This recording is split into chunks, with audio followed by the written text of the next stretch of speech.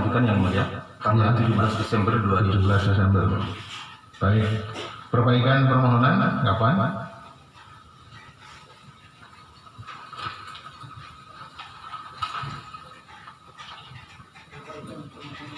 Kami kuasa hukum mengajukan tanggal 21 Desember. 21. Baik. Sekarang yang akan dibacakan berarti perbaikan permohonan ya? Ya, yang mulia. Baik. Perolehan suara pemohon berapa? 15.750 suara. Baik. Untuk pihak terkaitnya berapa? 17.491 suara. Oke. Kemudian kenapa saudara mengajukan permohonan ini? Karena berdasarkan fakta-fakta yang kami miliki, ternyata ada cukup banyak berjumlah, kalau setiap TPS kami uraikan sudah yang mulia, Ya. berjumlah 1.348 pemilih yang tidak terverifikasi validitas kebenarannya karena hanya berupa coretan atau tidak ada tanda tangan dalam C hadir yang mulia. Ya. Jadi ada 1.348 berdasarkan bukti-bukti yang kami sudah sampaikan yang mulia. Kemudian terdapat 120 pemilih tidak terverifikasi validitasnya, kebenarannya karena hanya berupa coretan atau tidak ada tanda tangan dalam daftar hadir DPTB. Terdapat 5 tidak terverifikasi, 5 pemilih yang tidak terverifikasi validitasnya karena hanya berupa coretan atau tidak ada tanda tangan dalam daftar hadir dalam DPPH. Baik. Terdapat 96 pemilih yang tidak berhak dalam DPT dengan nomor kata yang bukan penduduk Kabupaten Taliabu. Jadi jumlah keseluruhan dari 57 TPS yang kami dalilkan ada sebesar 1.569 pemilih yang tidak berhak dan tidak dapat dipertanggungjawabkan validitasnya.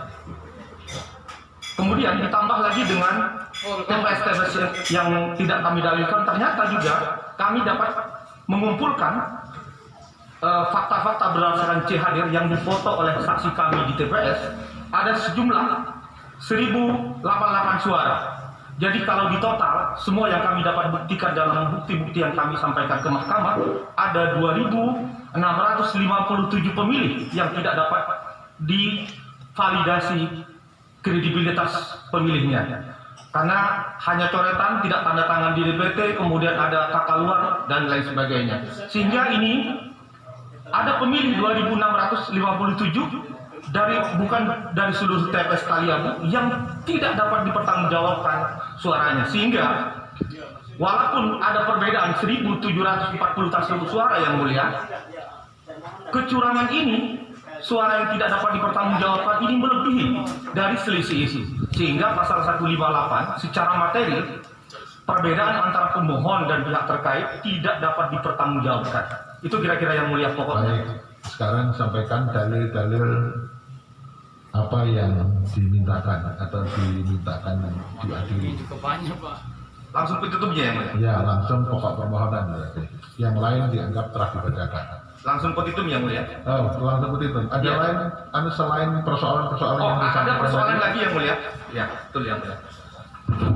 Selain persoalan-persoalan dengan validitas pemilih yang melebihi 2.600 tersebut yang mulia, Ya, untuk tadi yang menyangkut pertama itu kan menyangkut kesalahan termohon, Pak. ya kesalahan termohon, Sekarang ada yang lain nggak dalilnya? ada yang mulia, Apa dalilnya? adalah berkaitan dengan politik uang. Satu hari sebelum ini memang kami pahami sebagai kuasa hukum bukan kewenangan pertama, tapi ketika ada perbedaan 2.600 ini cukup meyakinkan juga bahwa ada pelanggaran-pelanggaran yang lain berkaitan dengan money politik. Ada money politik tersebar di beberapa kecamatan dan satu hari sebelumnya, sebelum Siapa hari yang H, melakukan manipulasi? pasangan nomor urut 2 yang mulia. Nah, ini dan tim suksesnya itu kami jabarkan dalam yang permohonan. dilakukan oleh pihak terkait nanti direspon ya. Sudah telah dijabarkan dalam permohonan. Ya, Dan juga dibacakan. satu hari sebelum hari H tanggal 9 Desember tanggal 8 berarti seluruh desa pihak terkait menyembelih sapi, yang mulia. Ada pembagian sapi. Menyembelih sapi satu desa kalau jumlah penduduknya itu di bawah 300, nyembelih sapi satu, di atas 300 pemilih satu desa, nyembelih 2. Ada di daerah yang non-muslim 2 babi. Itu yang terjadi. Kami sudah uraikan dalam permohonan. Kami yakin bahwa ini bukan kewenangan mahkamah, tapi ini meyakinkan mahkamah betapa ada terjadi pelanggaran, sehingga ada sekitar yang tadi yang di rumah angka-angka kualitatif 260 itu nanti menjadi pertimbangan mahkamah untuk Pembagian itu ada di 53 desa ya. Iya, yang mulia. Lengkap yang mulia. Tadi yang lain narasinya dianggap telah dibacakan. Iya, lengkap yang mulia. Ya. Telah terjadi mutasi PNS menjelang 1 bulan sebelum penetapan pasangan calon. Jadi ini pasal sudah dilaporkan Panwas juga, tapi tidak Ini pasal pelanggaran pasal 71 yang 71 yang dilakukan mulia. oleh Ya. pasangan calon. Ya, yang mulia. Ya. Ada Itu yang intimidasi, terkait itu. ya, adanya intimidasi dan ancaman terhadap aparatur sipil negara, aparat desa. Ini adalah mobilisasi yang mulia. Bahkan ada yang melakukan pemukulan yang mulia. Baik. Terus Demikian yang selanjutnya adalah tidak netralnya penyelenggara pilkada di Pulau Taliabu. Itu kira-kira yang mulia.